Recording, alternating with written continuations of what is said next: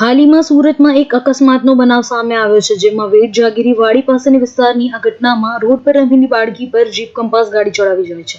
આ સમગ્ર ઘટના સીસીટીવીમાં કેદ થઈ છે અને જેનો વિડીયો પણ વાયરલ થયો છે. મળતી માહિતી પ્રમાણે બાળકીના પગ પર ગંભીર ઈજાઓ થઈ છે. આ ઘટના અંતર્ગત સિંગાપોર પોલીસે ગુનો નોંધીને વધુ તપાસ હાથ ધરી છે.